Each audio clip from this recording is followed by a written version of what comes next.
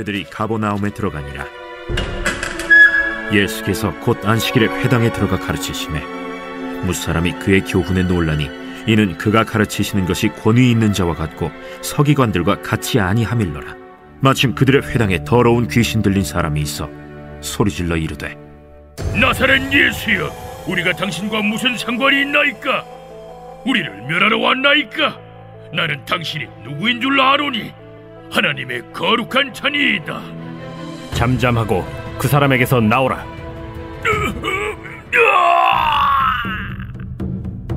더러운 귀신이 그 사람에게 경련을 일으키고 큰 소리를 지르며 나오는지라. 다 놀라 서로 물어 이르되 이는 어찌미냐? 권위 있는 새 교훈이로다. 더러운 귀신들에게 명한즉 순종하는도다. 예수의 소문이 곧 온 갈릴리 사방에 퍼지더라.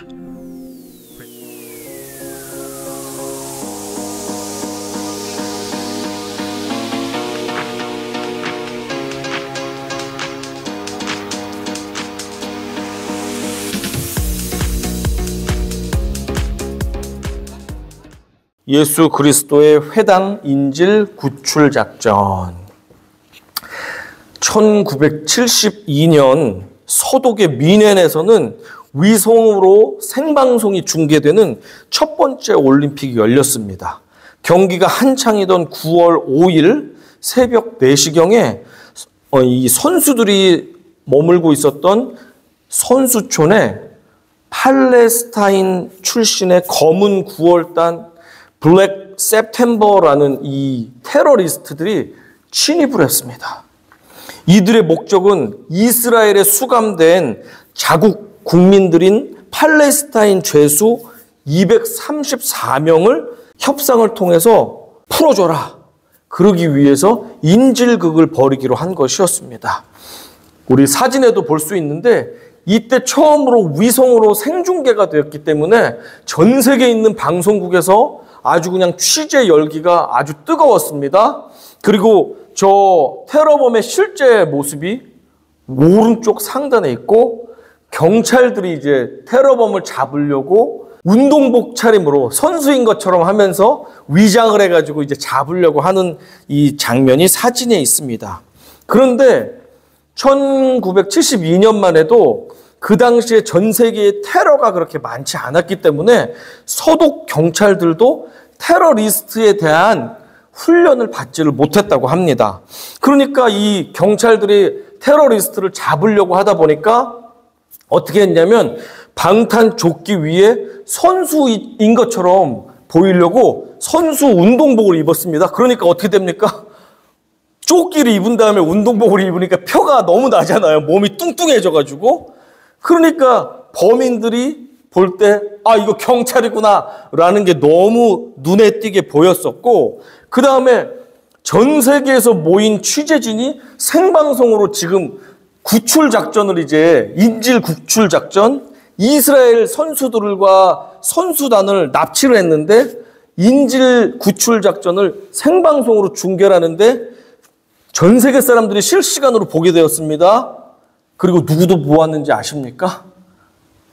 인질극을 벌이고 있는 이 거물 9월단의 단원들도 생중계를 보면서 경찰이 지금 우리 건물 위에서 내려오고 있네 라는 것을 다 알게 되었습니다.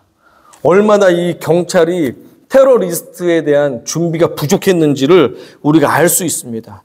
결국에는 인질극을 하는데 경찰이 잡을 수가 없고, 그렇게 되다 보니까 테러리스트들이 그러면 우리가 이집트로 피신을 갈 테니까 비행기를 준비해라 라고 경찰들에게 조건을 제시했습니다. 그렇게 해서 비행기를 타고 가기 위해서 공항으로 가려고 버스에 탑승을 했는데 그때 처음으로 범인이 8명이라는 사실을 경찰들이 알게 됐습니다. 그 전까지는 범인을 5명이라고 추정을 하고 있었습니다.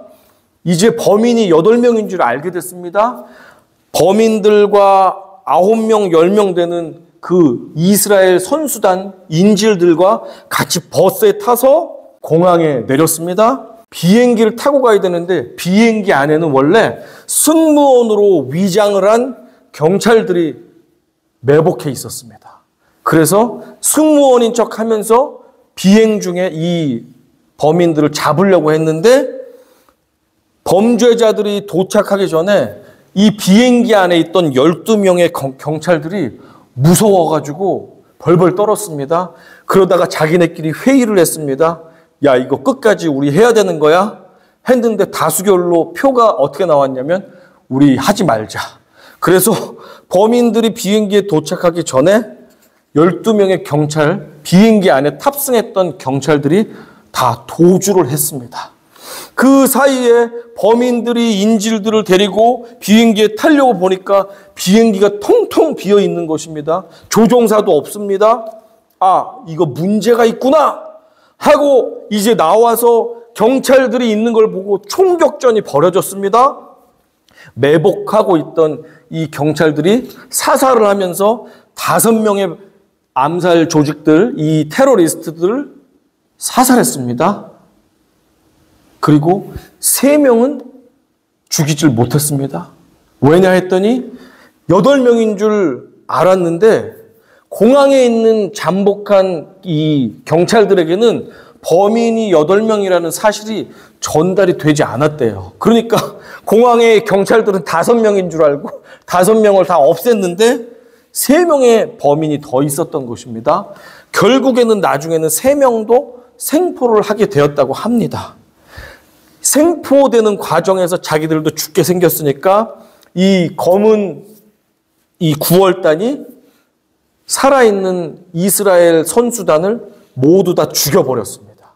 그리고 자기들도 잡히고 죽임당하고 그렇게 해서 이 미넨 올림픽에 있었던 끔찍한 테러 사건이 종결을 맺게 되었습니다. 자, 이 상황을 보면서 이 서독 경찰도 참 준비가 너무 안 돼 있었다. 이 범인들을 제대로 잡지를 못했구나. 그런 마음도 들고 또 11명의 죄 없는 사람들이 이렇게 목숨을 잃게 되는 일이 일어나게 되었습니다. 이렇게 무장한 괴한들에게 죄 없는 인질이 안전하게 풀려난다는 것이 보통 쉬운 일이 아니구나 라는 것을 알려주는 계기가 되었고 이 사건 이후로 전 세계의 국가들이 대테러리스트 부대들을 창설하고 훈련하고 준비를 오늘날까지 계속 하고 있다고 합니다. 예수께서 본격적인 공생의 사역을 시작하시면서 행하신 첫 번째 기적은 갈릴리의 가나라는 지역에 있었던 혼인잔치에서 물을 포도주로 바꾼 사건이었습니다.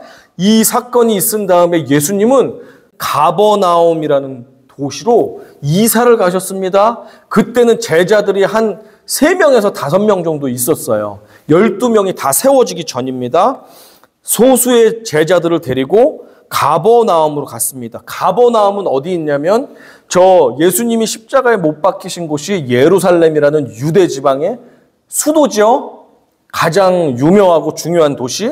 그리고 예수님이 주로 활동했던 곳은 예루살렘에서 저 북쪽 위에 있는 갈릴리라는 도입니다. 여기가 경기도, 충청도, 강원도 하듯이 도예요, 도. 갈릴리라는 도에 갈릴리 호수죠. 갈릴리 호숫가에 있는 아주 큰 도시가 가버나움이라는 곳이 있는데 이곳은 얼마나 크냐면 로마 군대가 주둔하고 있는 곳이었고 그 다음에 텍스 오피스가 있어서 큰 도시에만 세금 걷는 국세청 같은 곳이 있는데 바로 가버나움에 국세청이 있었고 마태도 이곳에 앉아 있었습니다.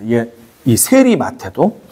그곳으로 예수님께서 이사를 가시면서 거기를 3년 동안의 사역의 헤드쿼터 장소로 가버나움을 택하십니다. 예수님이. 그래서 저기에 이제 본부를 두고 복음도 전하고 병든 자도 고치고 하면서 주된 사역을 갈릴리 일대를 돌면서 주로 사역을 하셨습니다. 그리고 나서 명절이 되면 예루살렘 성전에 와서 이스라엘 남자들은 다 제사를 지내야 되잖아요. 그때 예수님도 내려오셔서 제사를 지내면서 사역을 하셨고 그리고 십자가에 달리실 때 예루살렘에 내려오시고 그것 외에는 주사역지가 갈릴리 저 지방이 되겠습니다. 이렇게 예수님이 물을 포도주로 바꾼 사건 지난 다음에 얼마 되지 않아서 가버나움이라는 곳으로 이주를 하셨고 베이스 캠프를 만드셨고 그리고 안식일 날 회당에 들어가셔서 하나님의 말씀을 증거하게 되었습니다. 자, 하나님의 말씀을 이 회당에서 증거를 하는데 놀라운 일이 일어났습니다. 그 예수님의 말씀을 들은 모든 회중들이 깜짝 놀라는 사건이 일어났습니다. 22절 읽어보겠습니다. 시작. 무사람이 그의 교훈에 놀라니 이는 그가 가르치시는 것이 권위 있는 자와 같고 서기관들과 같지 아니함일러라. 회당에 있던 예배자들이 놀란 이유가 있었는데 그것은 무엇이냐면 그동안은 서기관들이 하나님의 말씀을 전했습니다. 그런데 서기관들의 메시지와 예수 그리스도의 메시지가 너무나도 그 깊이나 그 울림과 해석이 너무나도 차원이 달랐기 때문에 깜짝 놀랐던 것입니다. 그 당시에 서기관이라고 하면 최고의 엘리트들이었습니다. 모세 오경, 창출 레민 신명기까지 5권을 모세가 지었다고 해서 모세 오경이라고 하고 다른 말로는 토라라고 합니다. 토라. 모세 오경 같은 말인데 서기관들은 이 모세 오경 곧 토라를 가르치는 율법 선생님들이었습니다. 그래서 사람들이 다른 이름으로 랍비라고 많이 불렀습니다. 랍비가 서기관들이고 율법 선생님입니다.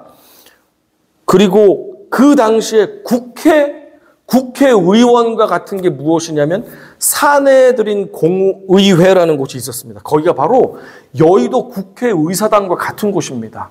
그곳에 아무나 들어갈 수가 없잖아요.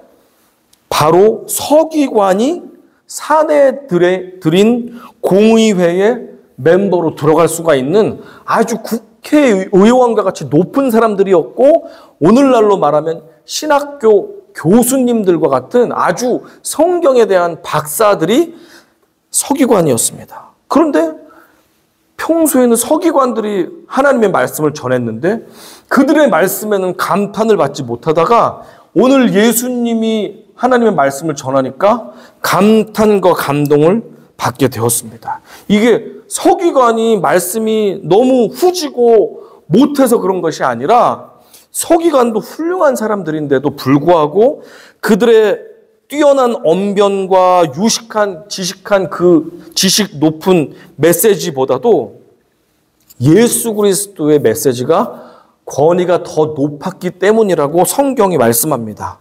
이것은 왜 그러냐면 서기관의 권위는 이전에 이 성경들을 해석했던 유명한 장로들, 학자들의 해석 틀 안에서 이들이 하나님 말씀을 전했기 때문에 인간이 이 말씀은 이렇게 해석해야 돼라고 하는 바운더리를 딱 잡아주면 서기관은 그것을 벗어난 메시지를 전할 수가 없었습니다.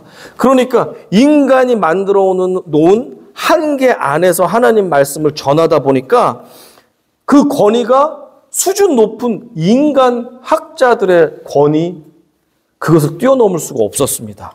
그런데 예수님이 전하는 말씀은 이 율법을 직접 기록해 주신 하나님의 권위를 바로 가지고 예수님이 말씀을 전하고 계십니다. 이것은 오늘날로 말하면 저자직강이라는 말을 쓰는데 그죠? 이 책에 대해서 이 사람도 강의를 할 수 있고 저 사람도 강의를 할 수가 있잖아요. 그런데 이 사람이 강의를 잘하고 저 사람이 강의를 잘해도 이 책을 직접 지은 아주 해박한 전문가가 직접 내 책을 가지고 강의를 하면 차원이 다르겠죠. 다른 제3의 사람이 강의를 하는 것보다 예수님은 하나님의 권위를 가지고 계셨기 때문에 이 책을 직접 기록한 분이시란 말이에요. 그러니까 하나님 말씀을 인간의 한계를 뛰어넘어서 원래의 그 뜻과 의도를 전하시니까 사람들이 깜짝깜짝 놀랄 수밖에 없었습니다. 예수님의 말씀은 그래서 듣는 이들에게 꽂혀서 살아서 운동력이 있고 심령과 골수를 쪼개는 놀라운 능력이 있는 말씀이었습니다. 그러니까 사람들이 깜짝 놀랄 수밖에 없었습니다. 그때 회당 안에 예수님의 말씀을 듣는 여러 사람들 중에 한 사람이 자신의 정체를 드러내는 일이 생기게 되었습니다. 이 사람은 그 전까지 한 번도 자신의 정체를 드러낸 적이 없는 사람이었는데 하나님의 아들이 성령의 메시지를 전하니까 그 말씀이 딱 심령에 꽂혀서 이 사람이 견딜 수가 없게 된 것입니다. 그러니까 이 사람의 속에 있는 악한 영 귀신이 정체를 드러내기 시작하면서 소리를 지르고 발악을 하기 시작했습니다. 예수님 말씀이 들어간 이 사람의 심령이 아마도 뜨거워서 견딜 수가 없었나 봐요. 으아! 괴로워! 살려주세요! 그러니까 소리 지르면서 외치면서 견딜 수가 없는 이 소리침 가운데 귀신이 난리를 치기 시작했습니다. 23절 같이 읽어보겠습니다. 시작. 마침 그들의 회당에 더러운 귀신 들린 사람이 있어 소리 질러 이르되, 예전에 막 치유 은사가 있는 기도원에 간 적이 있었는데 진짜 귀신 들린 사람들이 오더라고요. 그런데 무섭더라고요. 귀신 들린 사람 보니까 무섭더라고요. 얼마나 이 회당 안이 분위기가 쌀벌했을지 우리가 예상이 됩니다. 이 귀신이 들은 사람이 난리 치는 모습이 어떻게 보면 제가 서두에 말씀드렸던 미넨 올림픽 당시의 인질 사건하고 조금 비슷한 면이 있습니다. 테러리스트를 사탄의 비유를 한다면 이 죄 없이 인질이 되었던 이스라엘 선수단이 있죠. 그 선수단은 사탄에 사로잡힌 인질과 비슷한 처지입니다. 맞죠? 사탄이 테러리스트인데 인질을 잡아서 괴롭히고 못살게 굽니다. 마치 귀신에게 잡혀가지고 자기 의지대로 살지 못하는 인질과 같은 이 회당에서 귀신 들린 사람, 그 사람의 모습과 비슷한 모습입니다. 자, 이 아우성 치면서 살려주세요. 나 좀 살려주세요. 귀신이 나를 사로잡고 있어요. 저 좀 살려주세요. 라고 아우성 치는 그 사람. 그러나 예수님은 미숙한 서독 경찰들하고는 수준이 달랐습니다. 서독 경찰은 엉뚱하고 서툴고 범인 숫자도 잘 모르고 막 도망다니고 그랬잖아요. 그러나 예수님은 그들과는 차원이 다른 하늘의 권위를 가지고 있었습니다. 이 광인이 미친 사람이 예수님께 이렇게 말했습니다. 24절 제가 읽어드리겠습니다. 나사렛 예수여, 우리가 당신과 무슨 상관이 있나이까? 우리를 멸하러 왔나이까? 나는 당신이 누구인 줄 아노니 하나님의 거룩한 자니이다. 자, 여기서 중요한 고백을 하고 있습니다. 영적 존재인 사탄과 귀신은 비록 전지전능하지는 않습니다. 그러나 하도 인간과 같이 육체가 없기 때문에 그들은 굉장히 오래 삽니다. 그래서 오래 살고 몸이 없으니까 이쪽 저쪽 가는 것도 너무나도 쉽고 듣고 보고 깨달은 게 많기 때문에 그들은 아주 영적인 민감함을 가지고 있습니다. 그래서 예수가 누구인지 이 악한 귀신은 알고 있었습니다. 귀신이 그래서 말하는 것입니다. 나사렛 출신 예수요. 예수가 어디 출신인지도 압니다. 나사렛 출신 예수요. 우리는 당신에게 아무런 잘못을 한 것이 없습니다. 당신이 하나님께서 보내주신 거룩한 분임을 우리는 알고 있습니다. 우리를 제발 소멸시켜주지 마세요. 제발 우리를 좀 내버려 두세요. 라고 두려워서 떨었습니다. 영적 귀신은 몸은 없지만 영의 존재이기 때문에 다 알고 있었습니다. 그리고 이 세상에서 자신을 파괴시킬 존재가 없는데 하나님 한 분만은 자신을 파괴할 수 있는, 심판을 내릴 수 있고 벌할 수 있는 존재라는 사실을 알고선 벌벌 떤 것입니다. 예수, 하나님의 아들, 나를 멸망시킬 수 있는 자. 제가 아무 잘못을 한 게 없으니 저를 혼내지 말아주세요 라고 사탄이 소리를 친 것입니다. 자, 여기서 잠시 이 세상의 지배자들과 공중에 있는 악한 영과 귀신을 이용해가지고 성도들을 괴롭히고 또 구원받지 못하게 하는 이 사단의 정체에 대해서 우리가 짚어보고 계속 말씀을 이어가면 좋을 것 같습니다.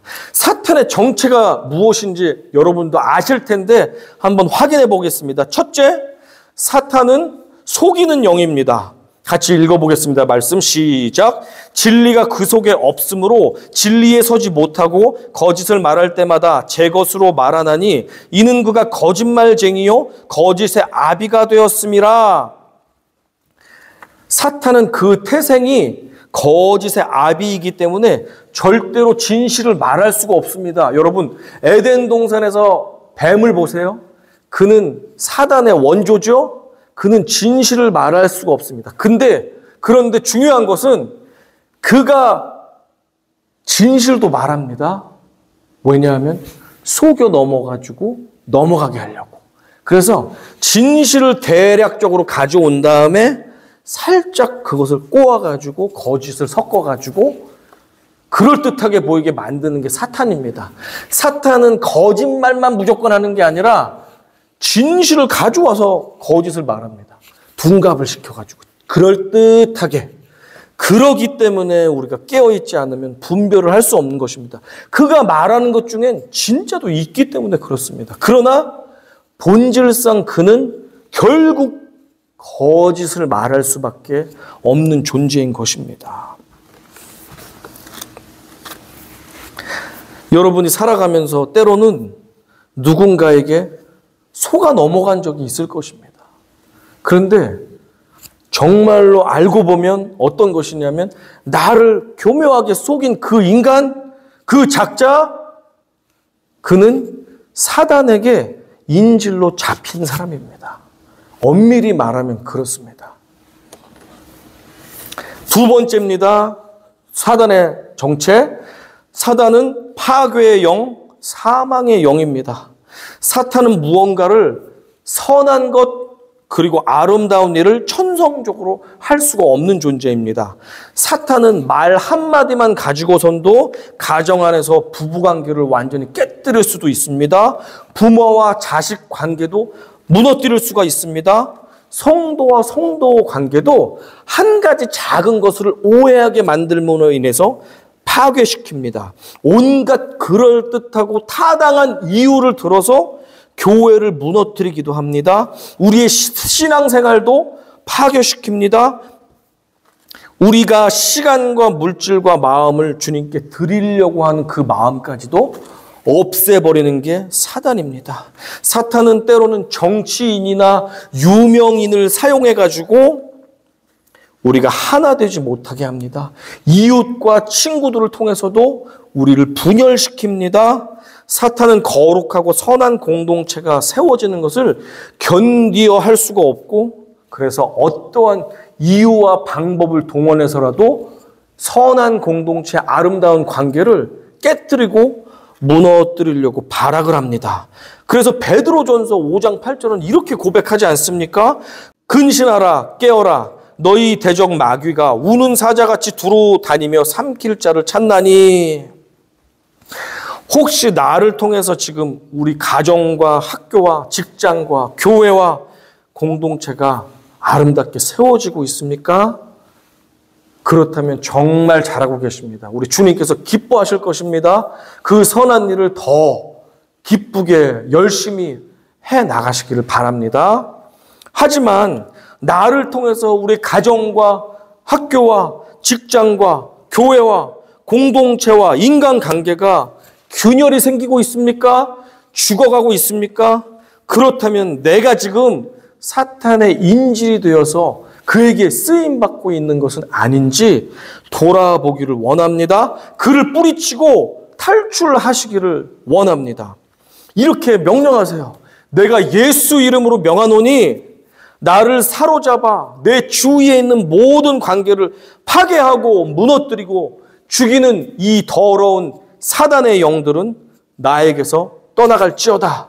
내가 예수 이름으로 명하노니 나를 사로잡아 내 모든 관계를 무너뜨리는 이 사단 권세는 나에게서 떠나갈지어다 라고 예수의 이름으로 선포하십시오.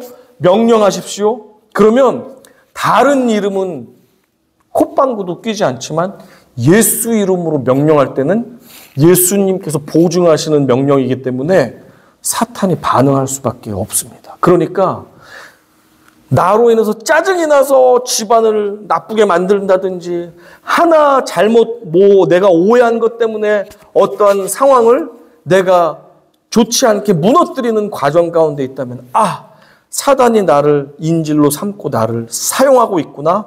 예수 이름으로 명하노니 나를 휘두르는 사단은 나에게서 떠나갈지어다 라고 선포하시면 사단은 경계할 수밖에 없고 달아날 수밖에 없다는 사실을 기억하시기 바랍니다. 사탄은 성도들의 영혼과 인간관계를 그리고 우리의 공동체를 파괴시키는 영입니다. 결국 우리를 아버지의 나라와 구원에서 멀어지게 하여 죽음에 이르게 하는 영이 바로 사탄입니다. 그래서 예수 잘 믿던 사람들이 어느 순간 시험 들어서 나 교회 안 나가. 이러려면 내가 예수 왜 믿어? 하면서 구원의 방주에서 스스로가 내리는 사람들이 있는데 그런 사람들의 많은 경우가 사탄이 그를 인질로 잡게 될 때 우리는 그렇게 넘어지게 됩니다. 세 번째 사탄의 정체입니다. 시작. 사탄은 교만의 영입니다. 사탄은 온 세상의 피조물들이 하나님께 마땅히 돌려야 할 영광을 가로채 자기 스스로가 하나님보다 더 높아지게 만드는 그 영이 바로 사탄입니다. 데살로니가 후서 2장 4절은 이렇게 진술되어 있습니다. 같이 읽어보겠습니다. 시작. 그는 대적하는 자라 신이라고 불리는 모든 것과 숭배함을 받는 것에 대항하여 그 위에 자기를 높이고 하나님의 성전에 앉아 자기를 하나님이라고 내세우느니라. 사탄에게 인질로 사로잡힌 적그리스도의 모습을 데살로니가 후서에서 진술을 하고 있거든요. 사탄에 사로잡혀서 교만이 어디까지 가냐면 하나님보다 더 높아진 그 적그리스도에 대한 표현을 하고 있는데 그 또는 그녀가 지극히 교만해져서 하나님도 아랑곳하지 않을 때 그때까지 가면 어떻게 되냐면 그는 이제 하나님이 구원해 주고 싶어도 구원할 수가 없습니다. 하나님은 교만한 사람이 낮아지기 전에는 구원을 하실 수가 없다라고 성경에서 말씀해 주고 있습니다. 우리 모두는 처음에는 몹시 겸손하고 순수했던 어떤 사람, 그 사람이 시간이 지나면서 점점 경력도 생기고 또 지위도 올라가고 재력과 명성이 쌓이고 하면서 어느 순간 갑자기 교만해져가지고 말도 함부로 하고 인생의 선배나 동료들을 만나도 그냥 자기만 높아져서 남을 무시하고 깎아내리고 그런 건방지게 사람이 변하는 그런 사람을 적어도 한두 번은 살면서 보아 오셨을 것 같습니다.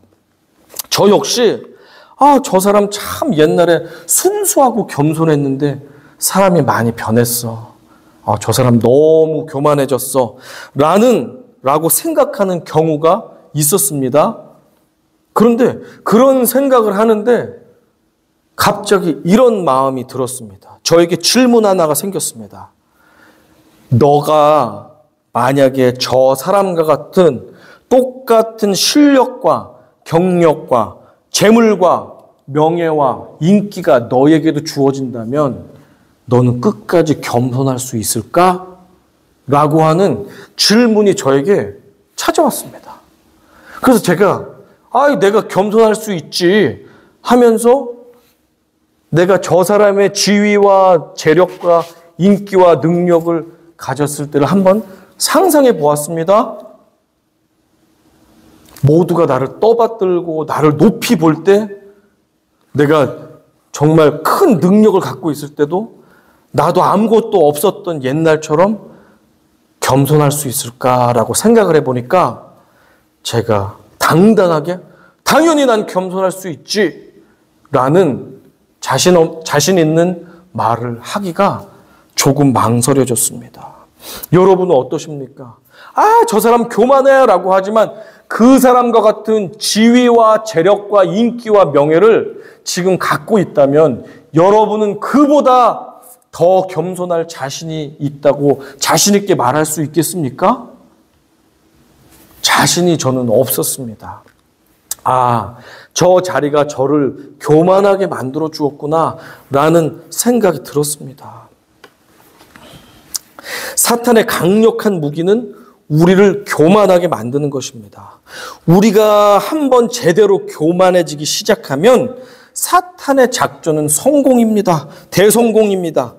사탄 입장에서는 이 사람을 한번 교만케 하면 자신은 큰 역할을 한 것입니다. 구원에서 떨어져 나가기 때문에 그렇습니다.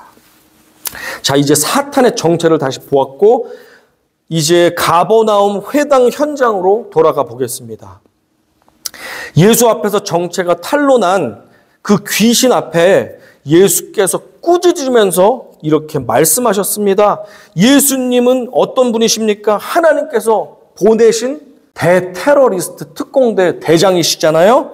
예수님께서 이렇게 말씀하셨습니다. 예수께서 꾸짖어 이르시되 잠잠하고 그 사람에게서 나오라 하시니 더러운 귀신이 그 사람에게 경련을 일으키고 큰 소리를 치며 나오는지라.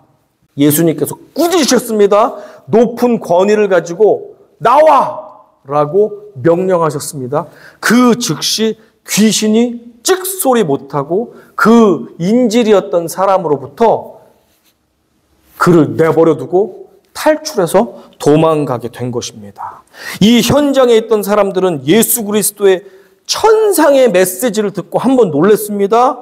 그리고 마귀에게 인질로 잡혔었던 사람, 그가 몇 번이나 예배를 드리러 왔는지는 모르지만 한 번도 정체를 드러내지 않았다가 정말 살아계신 성령 하나님의 메시지를 들은 그 순간 귀신이 견디지 못하고 나가는 그 장면을 보고 그 회당에 있던 모든 사람들이 깜짝깜짝 놀라게 되었습니다. 이 불쌍한 사람은 얼마나 여러 번 이 귀신 들린 이 몹쓸병을 치유하기 위해서 교회도 오고 능력 있는 하나님의 사람들도 찾아가서 기도도 받고 얼마나 주님 기도하면서 나 좀 고쳐주세요. 그렇게 안타깝게 살았겠습니까? 귀신이 미친 짓을 하기 위해서 거품을 물게 하면 그렇게 해야 되는 게 그의 모습이었는데 얼마나 고통 가운데 자신도 벗어나고 싶어서 발버둥을 쳤겠습니까? 한 번도 성공하지 못했는데 마침 예수님이 오셔서 말씀을 전하는 순간 이 귀신 들린 병자가 그 자리에 있다가 치유를 받는 놀라운 사건이 일어나게 된 것입니다. 사람들은 이 소식을 듣고 그가 누구이기에 귀신도 듣고 달아나는구나 하면서 이 메시아 예수라는 사람이 정말 메시아인가 보다 대단하다라고 하는 소문을 갈릴리 온 지방에 퍼뜨리게 되었다라고 성경은 오늘 본문에서 마무리를 하고 있습니다. 자, 2011년 1월 15일입니다. 아라비아 반도의 아덴만 인근에서 이동을 하고 있었던 3호 주얼리라는 배가 있었어요. 소말리아 지역에는 나라가 어수선하면서 해적들이 많거든요. 해적이 이 배 위에 올라탔습니다. 이 위에 올라타서 선장을 위협하고 총과 칼로 선원들을 다 잡아놓고선 위협을 했습니다. 그런데 매번 이렇게 인질로 잡힐 때마다 나라의 대통령과 모든 국방장관과 이런 사람들이 이 테러리스트라고 협상을 해서 한 번 인질을 풀어줄 때마다 100억 이상씩 주면서 협상을 해서 풀어줬대요. 그렇게 거의 9번인지 10번을 그렇게 풀어줬대요. 그런데 이번만큼은 안 되겠다라고 하면서 그 당시가 이명박 대통령이었는데 이명박 대통령이 안 되겠다 해서 UDT 특공대를 파견했습니다. UDT 특공대가 이제 인질을 이제 구출하기 위해서 작전에 투입되었고 이 선장님이 또 놀라운 역할을 했습니다. 어떻게 했냐면 선장님이 인질로 사로잡혔을 때 소말리아 그 해적들이 위협을 하다가 딴 데를 볼 때 몰래 노트북을 해가지고 해군에게 구조 요청을 보냈대요. 우리가 인질 잡혔습니다. 살려주세요. 해서 해적들이 위치도 알게 되었고 오게 되었습니다. 하지만 너무 멀리서 오기 때문에 시간을 끌어야 됩니다. 시간을 끌기 위해서 이 선장은 이 해적들이 이 항해를 잘 모르니까 소말리아로 지금 가고 있습니다 라고 하면서 소말리아보다 훨씬 먼 곳으로 해서 삥 둘러서 지그재그로 해서 멀리 시간을 끌고 있습니다. 왜냐하면 특공대가 지금 오고 있잖아요. 그러니까 소말리아에 도착하면 큰일 나니까 바다에서 특공대가 만나야 되니까 계속 뺑뺑뺑뺑 돌아갔대요. 그러니까 이 해적들이 좁히고 막 때리고 욕하고 또 죽인다고 위협을 하고 하면서도 선장님은 끝까지 그래도 모두가 살아야 되기 때문에 끝까지 맞아가면서도 그렇게 방해를 했다는 것입니다. 그래도 안 되니까 어떻게 하냐면 이번에는 해적들이 못 보고 있을 때 엔진에다가 물을 부었대요. 그랬더니 엔진이 가지 않는다는 거예요. 그래서 해적 선생님, 이 엔진이 고장났습니다. 제가 고쳐야 되겠습니다. 해서 몇 시간이나 배를 세우고 고쳤는데 나중에는 이 소말리아 해적들이 속였다는 걸 알고 죽을 때까지 구타를 하고 또 총으로 쏴 죽인다고 위협을 하고 그러면서도 끝까지 버텼던 것이 바로 석혜균이라는 선장님이었습니다. 이제 결국에는 우리 해군이 도착했습니다. 그래서 훈련받은 대로 탁탁탁 그 적들을 소탕하고 결국에는 다 구조를 시켰습니다.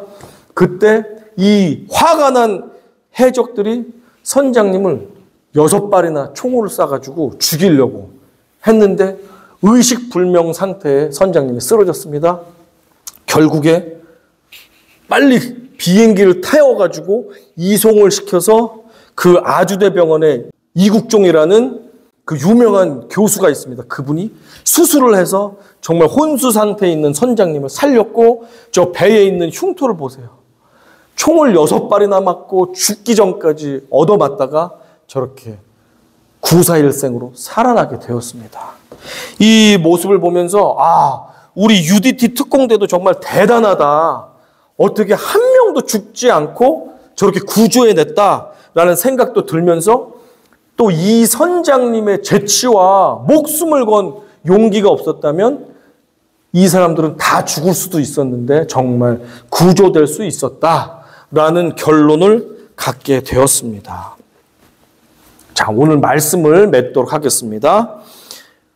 오늘도 우리는 우리를 속이는 영, 파괴하는 영, 또 우리를 교만케 하는 영인 사탄의 공격 속에서 우리는 살아갑니다.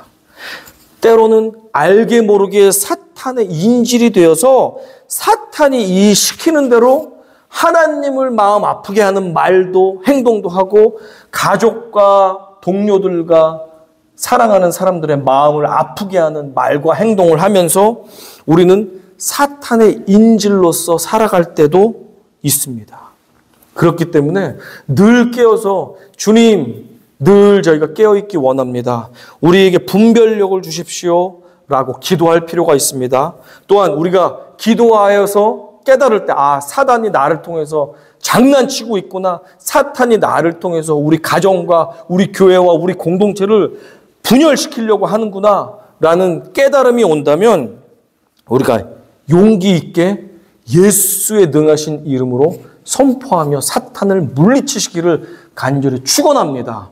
정말 준비되지 않은 서독 경찰과 같이 이 악당하고 싸우다가 서로 죽고 죽이고 인지들이 다 피해를 입고 전멸하는 그런 준비 안 된 구조대가 아니라 우리 대한민국 UDT처럼 그리고 궁극적으로 능하신 예수 그리스도처럼 우리를 구원하시는 유일하신 주님이신 예수 그리스도만 붙잡을 때 우리가 혹시 하나님께서 기뻐하시지 않는 사탄의 인질 노릇을 한다 할지라도 주님은 우리를 속히 인질에서 구출해 주실 것이고 우리를 자유롭게 해 주실 것입니다. 그렇기 때문에 우리가 늘 깨어서 능하신 예수 이름 붙잡으면서 악한 권세를 꾸짖고 명령하고 우리가 거절하고 사탄으로부터 뛰쳐나올 필요가 있습니다. 저와 여러분, 고난과 환난과 어려움 속에서 사탄이 우리를 방해하는 것을 우리가 분명히 깨닫게 된다면 예수의 능하신 이름으로 선포하십시오. 예수의 이름으로 명하노니 이 더러운 악한 권세는 나에게서 떠나갈지어다 하고 우리는 그 사단의 권세에서 완전히 뛰쳐나와 주님 품으로 달려가시기 바랍니다. 주님은 능하신 구조대의 캡틴이시기 때문에 반드시 우리를 구조해 주실 것입니다. 주님의 이름을 부르는 자는 반드시 인질에서 풀려나서 자유함을 얻게 될 것입니다.